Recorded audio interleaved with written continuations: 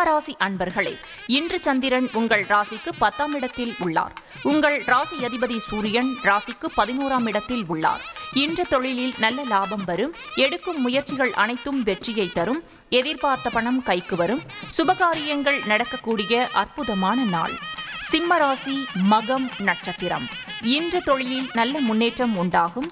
சிலருக்கு புதிய வேலைவாய்ப்பு ஏற்படும். உழைப்புக்கேற்ற ஊதியம் கிடைக்கும். கடன் பிரச்சனை தீரும். சிம்மராசி பூரம் நட்சத்திரம்.